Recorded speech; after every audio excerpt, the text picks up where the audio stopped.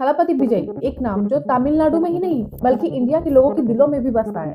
He is not just an actor but as a leader with bold ideas. आज हम बात करेंगे उनके एक कंट्रोवर्शियल विजन के बारे में। थलापति विजय पॉलिटिक्स में इंटर कर रहे हैं। 2026 से उनकी पार्टी टीवी के जो इलेक्शन लड़ने वाली है। अब उसके लिए उन्होंने कुछ एजेंडा तैयार किया। उसमें एक बहुत ही कंट्रोवर्शियल है। उन्होंने कहा कि अगर उनकी पार्टी जीतती है, उनका सरकार बनता है, तो फिर वो गवर्नर के पोस्ट को जो है तो तमिलनाडु से रिमूव कर देंगे। लेकिन ऐसा उन्होंने क्यों कहा, आइए जानते हैं इस वीडियो में।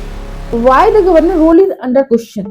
गवर्नर का रोल जो है सो कॉन्स्टिट्यूशन के हिसाब से सेरेमोनियल है, बट कई बार क्या होता है कि ये जो पोस्ट है पॉलिटिक्स और कंट्रोवर्सीज का सेंटर बन जाता है। तमिलनाडु में गवर्नर और स्टेट गवर्नर के बीच जो कॉन्फ्लिक्ट है ये काफी कॉमन है। हमेशा जो है सो गवर्नर और स्टेट गवर्नर के बीच जो है सो टेंशन दिखाई देता है। कई बार ये दिखाया जाता है कि तमिलनाडु में डिसीजन मेकिंग डिले हो जाता है, जिसके कारण जो है सो कई बार बहुत सारी कामें जो है सो अटक जाती है, क्योंकि गवर्नर जो है वो डायरेक्ट प्रेसिडेंट के द्वारा इलेक्ट किए जाते हैं और प्रेसिडेंट जो होते हैं वो बिना सेंट्रल गवर्नमेंट के पूछे कोई काम नहीं करते। अगर सेंट्रल गवर्नमेंट और स्टेट गवर्नमेंट डिफरेंट पार्टीज है तब कंफ्लिक्ट होने के चांसेस रहते हैं। ऐसे में क्या होता है कि गवर्नर जो है वो बहुत सारे बिल को लेकर के प्रेसिडेंट के पास भेज देती है, जिसके कारण बहुत सारा समय लग जाता है और स्टेट गवर्नमेंट का काम जो है रुक जाता है। थलापति विजय का मानना है कि ये इंटरफेरेंस जो है कम होना चाहिए। उनका विजन है कि तमिलनाडु अपने फैसले खुद ले बिना किसी अननेसेसरी रुकावट के।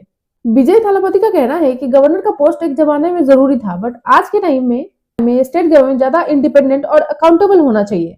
उनका एजेंडा है तमिलनाडु को एम्पावर करना और पॉलिटिक्स को लोगों की भलाई के लिए सिंपल और ट्रांसपेरेंट बनाना। विजय का कहना है कि गवर्नर की वीटो पावर और सेंटर का अननेसेसरी इंटरफेरेंस खत्म करने का मतलब है ज्यादा स्पीड और इफिशिएंसी।